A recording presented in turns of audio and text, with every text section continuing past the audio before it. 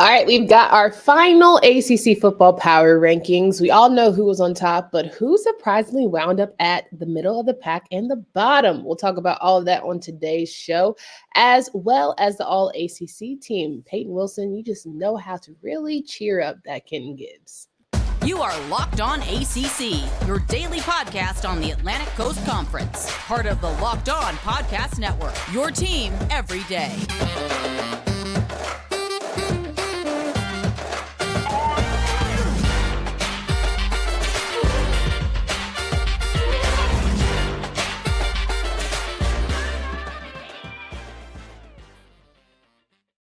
What's going on, everybody? Welcome to today's edition of Locked On ACC. I'm your host, Candace Cooper, joined by Kenton Gibbs of Locked On Wolfpack. Each and every day, you can find us wherever you listen to podcasts. Make sure you download, subscribe to the pod from anywhere that you listen. On today's episode, we are going to talk through some power rankings, our final one of the ACC 2023 season. We're going to talk about our all-ACC team, who was on there, who didn't find themselves on there, who was just an honorable mention, and more. So make sure you check that out. A little lunchtime preview for you, so make sure that you're locked in if you're listening live on today's episode. Kenton, how are you feeling?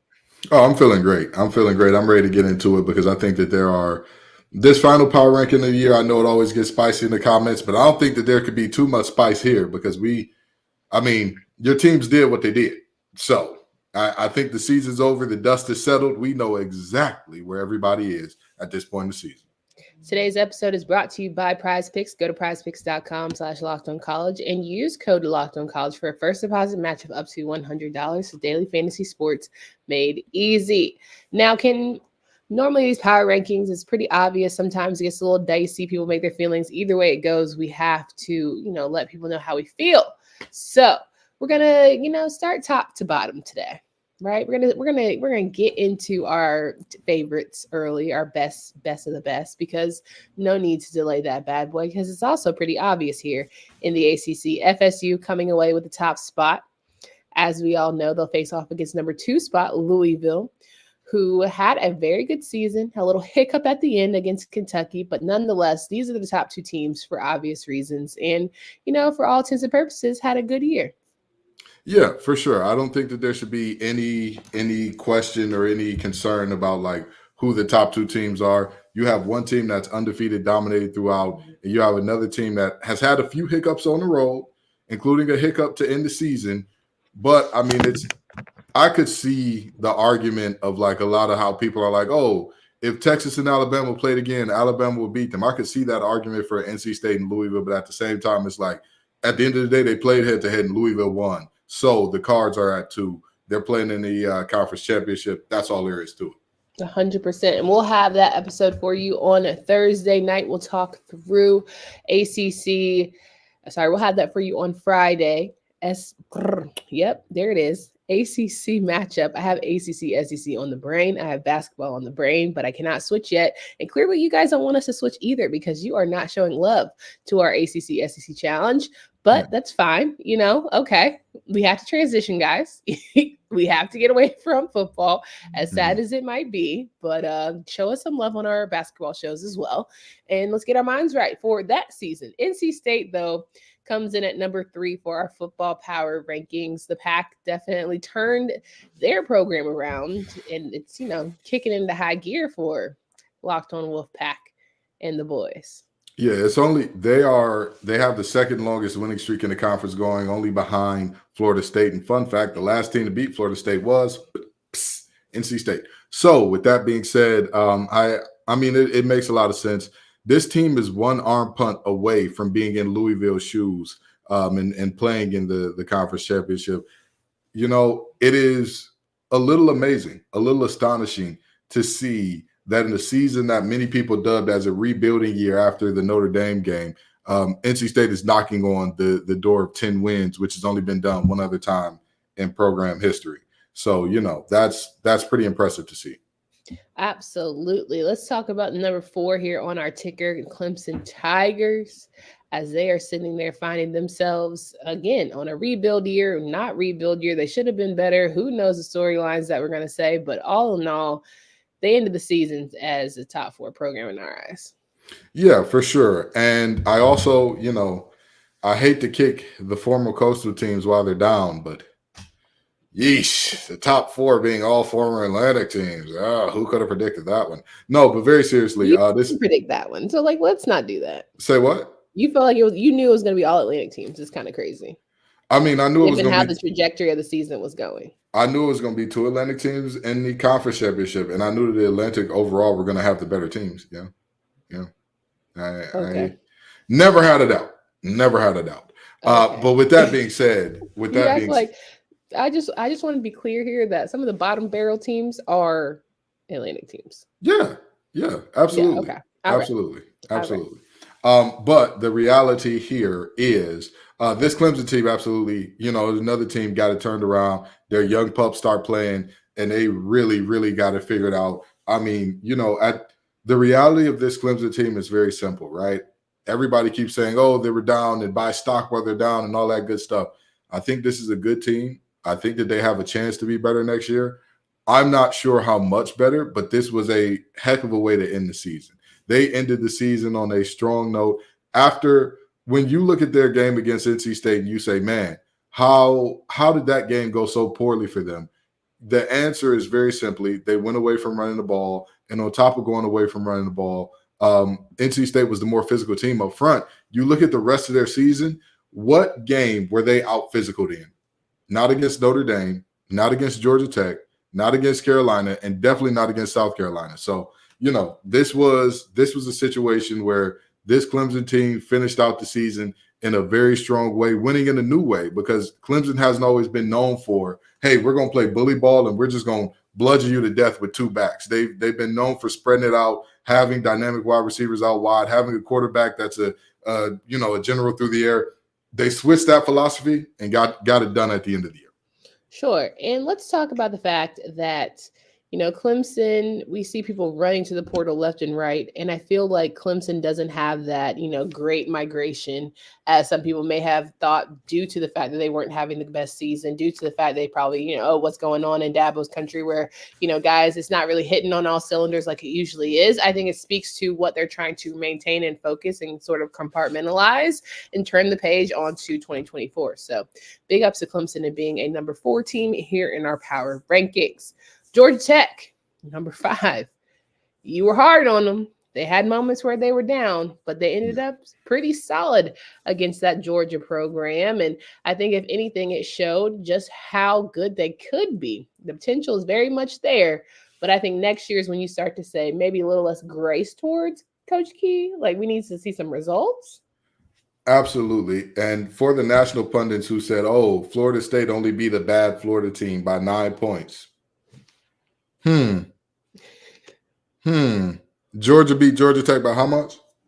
By how much now? 8. Oh, okay. All right, just making sure. But anyway, very seriously, this Georgia Tech team, they are going in the right direction. They're going to a bowl game for the first time in how long? They are doing the things that need to be done to build. The foundation is set. But like you said, after you get the foundation, now you actually got to build up the house. I'm not saying I'm expecting Key to win double digits next year, but you've now set an expectation.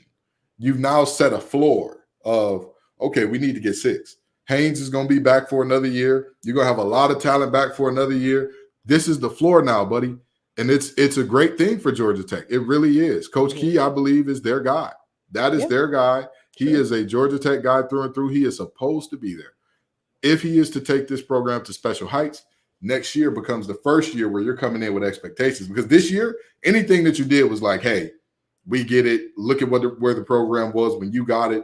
We understand. You're getting into year 2. Okay, we need to get a little better every year.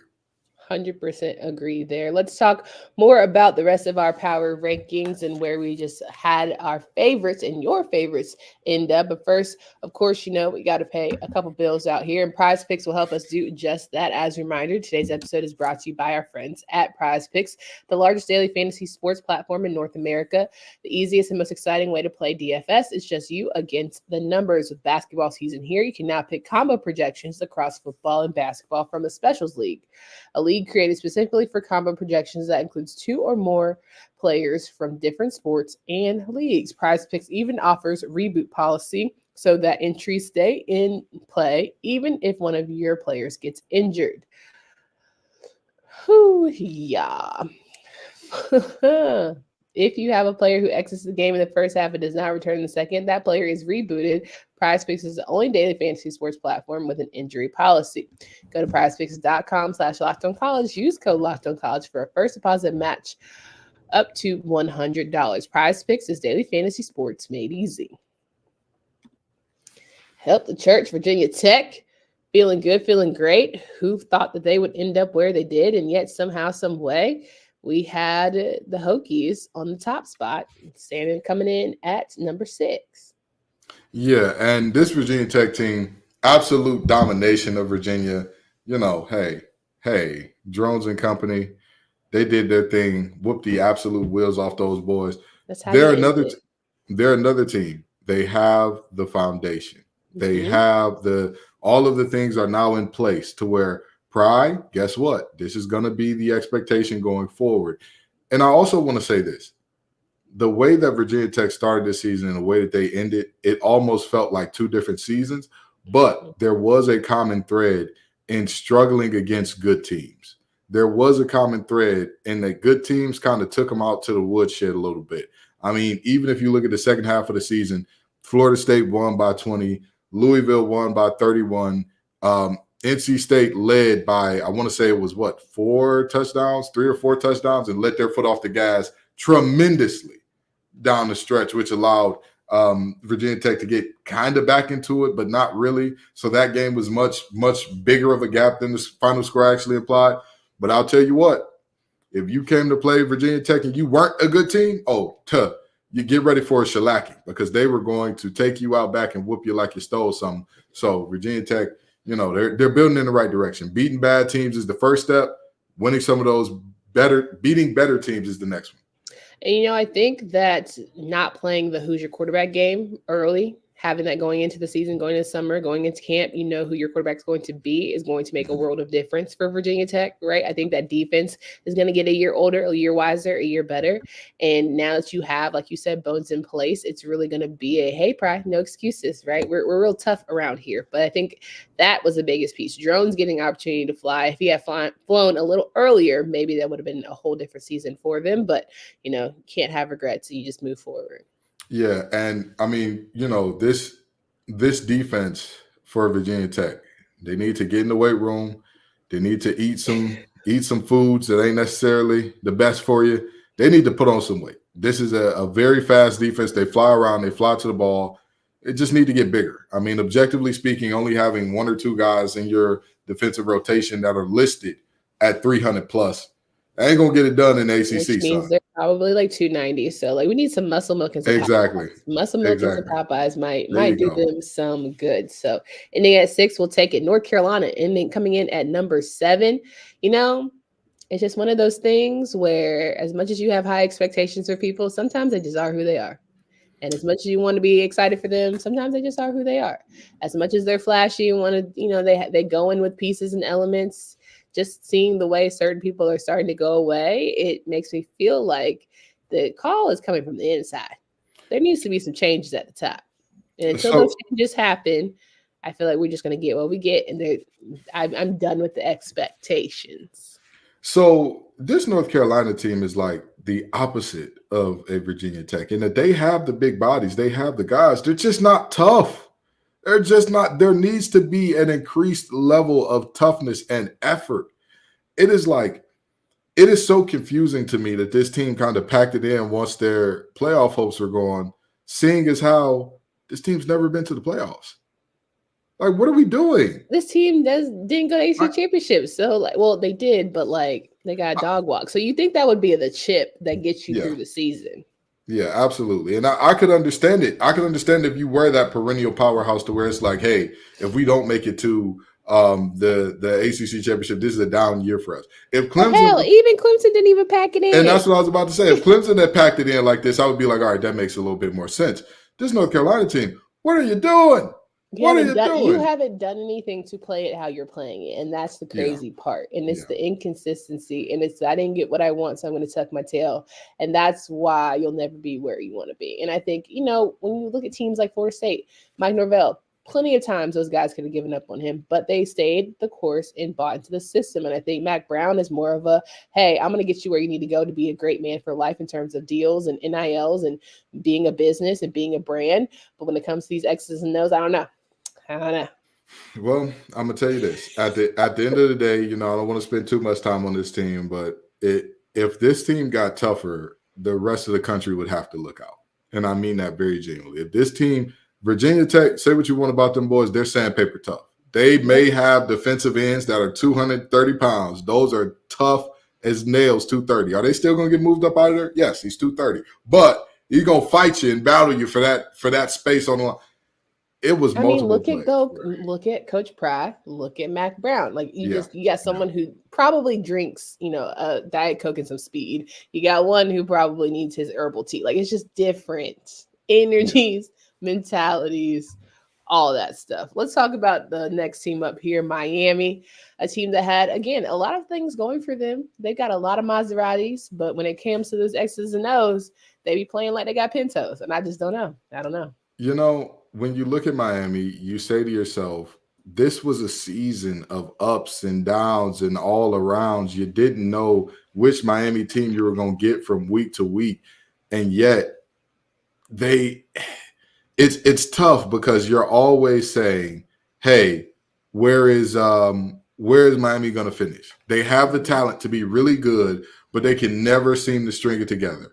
And every time they lose a game, you could guarantee they were going to lose the next one in this year, if not the next two. And so, they lost to really good teams this year for the most part. But the reality is this season feels like a bit of a disappointment for Mario. Mm-hmm. And I don't think he has too many more years where you can have this type of disappointment, or you can have hey, we're barely going to a bowl game year and the Miami faithful stays faithful to you. I just don't think that's going to be the case. One thing about that Miami boy, if you ain't getting it done, they're going to find somebody who will, or they'll think they'll find somebody who will. So you don't want to get your pink slip before it's due, but we're looking at the world of college athletics where pink slips just come a dime a dozen. So it's really about how he can turn the tide, who he might get in the portal from a quarterback standpoint, and maybe build up that defense is going to be essential for Miami to, move forward in a positive light. So. Yeah, I think Miami is in a good position from a standpoint of they're really good guys defensively. Most of them are really young. Don't get me wrong. I know losing Kinchins and Williams is going to be a big loss. That's one of the best safety duos, if not the best safety duo in the nation. But Bain is only going to get older and get better. And he was a menace off the edge. He was a gremlin off that edge. And you're looking at a front seven where you have multiple guys coming back that are going to get older, going to get the year wiser, going to get stronger, faster, all those things. I think they'll be fine, but at some point in time, Mario, you got to turn potential into actualized production. Because if not, potential is a coach killer, brother. Well, that's the offensive side to me. Like defensively, yeah, I'll give you that. But Tyler Van Dyke hitting that portal is kind of crazy. Like he was supposed to be the future. He was supposed to be the guy. He showed that in times and moments of like talk that talk, he walked that walk. So it'll be interesting from an offensive dynamic if they could be a complete team. Yeah, no, I wholeheartedly agree. And the offense is where I think they'll be left a little bit kind of wondering. Like, don't get me wrong. I think that they have some pieces coming back that are absolutely phenomenal. I think that running back that they got coming back, I believe it's Walton Jr. That boy is 220 pounds of downhill, no frills. Like, hey, I don't like y'all and y'all going to have to deal with me all day long. I absolutely love his game. I love the toughness he runs with. I love the lateral quickness for a guy of his size. But with that being said, who are your other guys outside of him? Who are the guys coming back that you look at and you say, all right, this guy's going to be good for us. This guy's going to be good for us, especially in the passing game where, you're seeing a all-conference guy in Restrepo that's probably going to the NFL. Mm-hmm. You're looking at Jacoby George, who was dominant in all the good things, and he might be back. But you're seeing a situation where, again, offensively, the biggest spot is the biggest question, which is quarterback. Yeah, 1,000%. Let's talk about the back half of this power rankings and just where we see these teams ending up here at the final part. But I want to remind our friends about our friends at LinkedIn. We know that when hiring for a small business, you want to have many top-tier candidates as possible to interview. That's why you have to check out LinkedIn Jobs. LinkedIn Jobs has the tools to help find the right professionals for your team faster and for free. LinkedIn Jobs isn't just a job board. It has a vast network of more than 1 billion professionals, which makes it the best place to hire. Hiring is easy when you have the best quality candidates. So easy, in fact, that 86% of small businesses get a qualified candidate within 24 hours. They even just launched a feature that helps you write job descriptions, making the process even easier and quicker. So post your job for free at linkedin.com/lockedoncollege. That's linkedin.com/lockedoncollege to post your job for free. Terms and conditions do apply. We're finishing up the power rankings here. Duke sitting there as the next team on our power rankings list.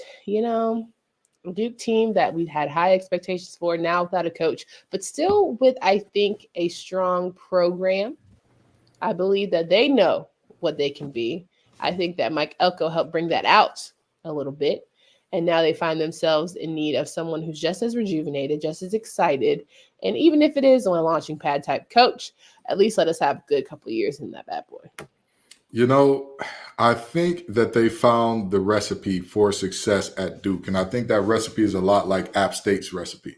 Mm-hmm. The recipe is bring in a new exciting coach that's going to get you a few good winning years, mm-hmm. and know that coach is probably going to leap off to somewhere else, and then bring in the next coach, and then bring in the next coach, because that's how App State's done it in sustained success. Nobody's been there for long periods of time if they're good. But they found a way to be good again and again and again and again. So mm-hmm. I think that Duke found the key there. But they're down here in the power rankings because they find themselves without a coach, without a quarterback, without multiple defensive starters. You get what you get. This is true. And I think that I wouldn't necessarily put them as an App State vibe, but more so as they just need someone who is going to be young, upcoming, who's excited about being at Duke, and doesn't necessarily have ties to another program that would make them quickly leave and exit and go to that one should that head coach be dismissed. I mean, but how likely is that? With all due respect, how likely is it? Sure. If you look at Georgia's situation and how the new coach at Syracuse, right, the Georgia assistant, I can't see his name, but I can see his face, right? Mm-hmm. He's coming to Syracuse. He's trying to bring some Louis luggage with him, but I don't think he leaves because Kirby Smart's going to be out the door, right? Like, I don't think he returns back. So maybe you just find someone who's just excited about the opportunity to be a head coach. Yeah, and you're thinking of Fran Brown with Syracuse, but yes, thank you. But Elko was a defensive coordinator who'd never been a head coach before he got there. This is true. This ain't a situation where you got the home run hire where everybody knew, like, oh, watch out for Duke. They're gonna be a perennial 10-win program and all that good stuff. I think that this is truly a team where they struck lightning in the bottle. Oh my God, Coastal Carolina's head coach is a hilarious suggestion. I would love for Tim Beck to come back to the ACC. Please, Tim, do us the favor. Oh my God. With that being said, I really do think that this is a situation where, yes, you're right, it's not quite the App State vibe and all that, but it's finding somebody from Duke football who can lead that program to where they need to go. It's going to be tough. It's tough, but not impossible. I mean, I heard that Daniel Jones is looking for something to do these days. And he can have it. Come on back, because you're wasting your time with my Giants. Number 10, Syracuse. New coach, Fran Brown. What's up? How we doing? Yeah. I'm excited about this for reasons I can't say on the show because I definitely want our stars to stay 3 to 4. But I'm excited, Fran. I'm feeling it already. She is excited because he's bringing national championship pedigree to Syracuse. That's what it is. She's excited about Coach Brown bringing national championship pedigree. And I'll say this. I don't know much about Fran Brown, so I can't really speculate on who he is, but I'll just talk about Syracuse's season. They saw some really low lows, but if you look at who they were overall, this is a very resilient team that went through a lot of adversity, went through a lot of ups and downs. They had games where a tight end was their starting passer and their starting quarterback was their leading wide receiver. Yeah. Yeah. Like, crazy. And they won that football game. This is a team that by hook or by crook, they got it done. They're going to a bowl game. Yeah. Hey, forever Orange Girl, take a bow because your team is headed to a bowl game. They did what they need to do. They deserve all the good things. And you got a national champ coming in. So let's see which how is this goes. critical. Absolutely. I think if you bring that energy and he's really good at recruiting, and Matt Rule talked highly about him, Kirby talked highly of him. I think there's just, so much positivity around Syracuse right now. And Judah Mintz went going off, but we can't talk about basketball today. All right. Number 11, Boston College. Child. Now you're making the bowl, but what did it cost you? It could cost you your coach, because I just don't know how you bring that man back. They're going to bring him back, but I don't know how. Here's my question for Boston College. Are you happy? You got rid of Adagio for this. Are you happy? And here's the thing. I'm a defensive lineman. I hated playing against Boston College. I hated it with everything in my heart and soul. I never wanted to see those guys. Never. Now, I knew that come that game, it's going to be physical. It's going to be nasty. It's going to be tough. Don't get me wrong.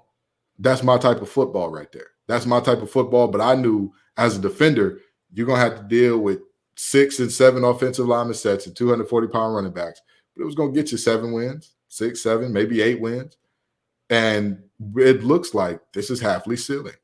With Garwo transferring out of the program, with multiple other players transferring out of the program, it looks like this is the best it's going to get with Jeff. That's just the reality. And so with that being said, Castellanos has already transferred. He can't transfer again, so y'all got him locked up. Congratulations. But, boy, this is a tough situation. Tough deal. You're in the 5-game winning streak by getting your head kicked in by this Miami team. Hate that for you. Number 12, Pitt, which don't have to stay here long. Remind you that you were very high on them. They probably disappointed you the most.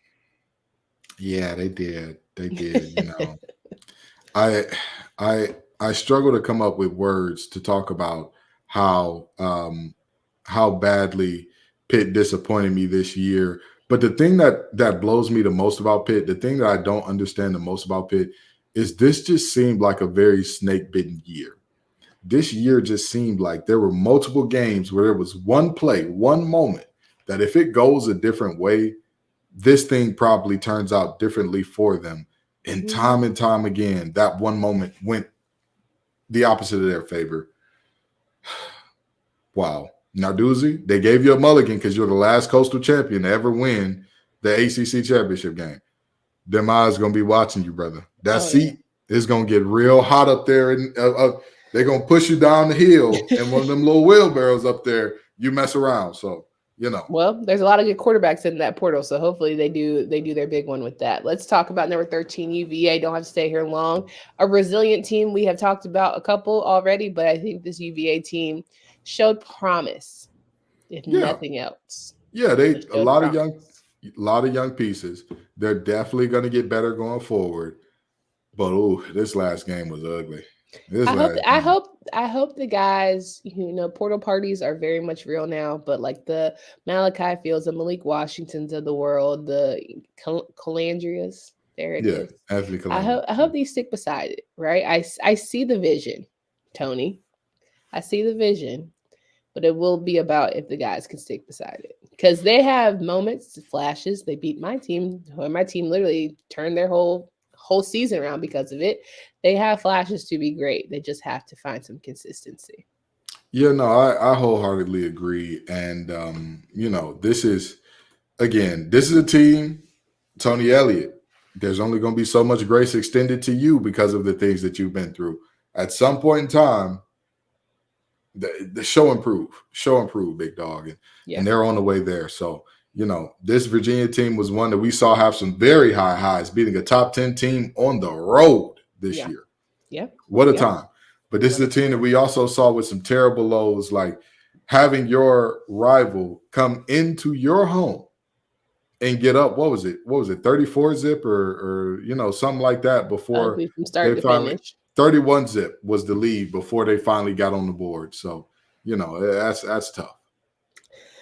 Then we end with the team that probably had the most disappointing head scratching. I don't even know how we got here, but start to finish was just, I thought this was going to be Boston College's type of year. And Wake Forest definitely had that one in terms of just, where do you go from here? All your quarterbacks damn near want to leave except Michael Kern. Wake Forest, it wasn't a good one. Let's throw this one away. Let's forget about this one. Here's the thing about Wake Forest that surprised me. When your biggest highlight from the season is your head coach saying the new school can't love that quarterback, he was ours. When your highlight of the season is your coach basically getting up there doing his best Brandy impression saying that boy is mine, it's not a good year. Not a good year for you. You know, the crazy part about it is for one of the first times ever, Coach Clawson has not just like they had a solid, like a stand-up defense. And the offense gave them nothing. Nothing. And Justice plenty of Ellison games. is out of the door because of it. I think that, much as we talk about quarterbacks, it's crazy how one walking away changed the whole trajectory. And having good receivers changes the whole trajectory of a program. Yeah, I agree. This was a season to forget for them. This was a season to kind of throw away. I mean, even in the end of the season when you finally say, okay, maybe you can get another win against a conference team besides Pitt, whose quarterback forgot where the first down line was and should have won that game. Maybe you can get another one. Syracuse snatches victory from the jaws of defeat to get to a bowl game. Yeah, sure did. Tough. Hate to see it. All right, let's end here with our power rankings being that what it is, but our all ACC team is an exciting one. If you have not had the opportunity to go to acc.com and take a look, you're doing yourself a disservice. We've got some really good guys making top first team nods: Jordan Travis, Marion Hampton, Jawar Jordan, Malik Washington, Keon Coleman, Xavier Restrepo, Bryson Nesbitt, Keon Coleman, Graham Barton, Darius Washington, Christian Mahogany, Dimitri Emmanuel, Brian Hudson. That's your first team. Go to acc.com to see the rest of these jokers. I will, because of who I am, feel like Drake May could have been that conversation for first team, just based on, standings and, records. But I'm going to let it go. Defensively, Ashton Gelati, Jared Verse, Tyler Davis, Dwayne Carter, Peyton Wilson, Jeremiah Trotter Jr., Kalen DeLoach, heck of a season, young man, Cedric Gray, Nate Wiggins, Elijah Jones, Cameron Kitchens, and Jonas Sanker. Great years. Kitchens, yep, there it is. Your guy, Ashton Gelati, do what he does. Yeah. Exciting times for that first team. How are we feeling? I look at this team and I say, hey, Peyton Wilson, highest vote getter on the team, highest vote getter out of all the positions, all that good stuff. He deserves it. I think he's the ACC Player of the Year, period. Sure. But with that being said, his partner in crime, Davin Vann, being left off these teams, to me, is one of the greatest crimes of the century. I mean, the young man, he plays as many snaps at defensive tackle as he does defensive end, and he led all defensive tackles in sacks, and I believe he was top 2 or 3 in tackles for loss as well. Like, I get it. It's if you consider him a defensive end, then yeah, his stats become a lot less impressive and all that good stuff. But if you watch the games, he plays a lot of defensive tackle as well. Do you think they're going to give that to 2 people from the same place? It just feels like no. I mean, my thing is this, right? Tyler Davis, with all due respect, as special as I think he is, as good as I think he is, there were multiple points this season where we had to put out an APB on him. We had to put out a bolo on Tyler Davis. Where are you, brother? What's going on? That's fair. And so to see him make first team, and don't get me wrong, I understand as a former defensive tackle myself, you can't always quantify what a guy does based on stats alone. Sure. I'm watching the games, and I'm like, okay, where's Tyler? Because Jeremiah's there, other people are there. Tyler's not quite there.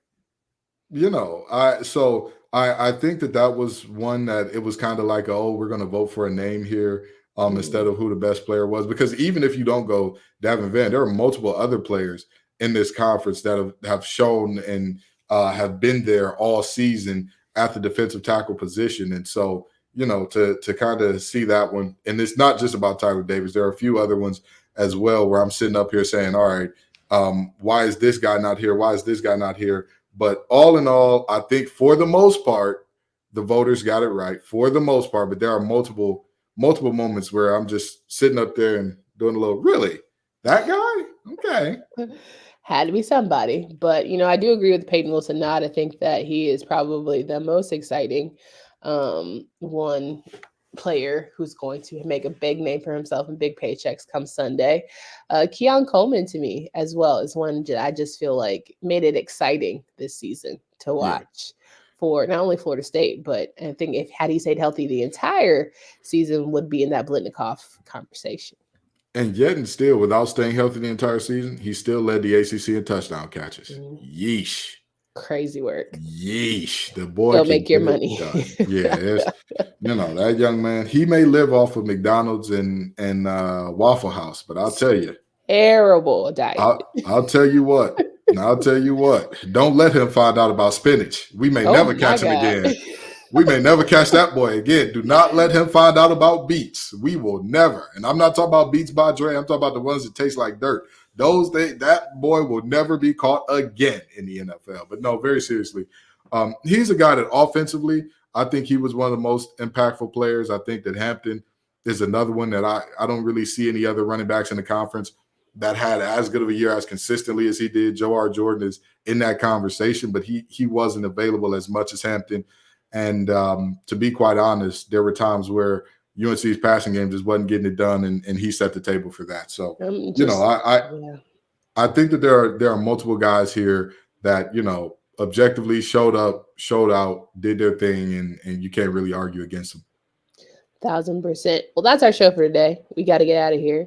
We always appreciate when you guys come around. We always appreciate when you guys, stop by the show, listen live, or whether you're going to listen to the run back. So much gratitude for it. We hope that you come back tomorrow as we have to get ready for the ACC SEC Challenge, or review it, really.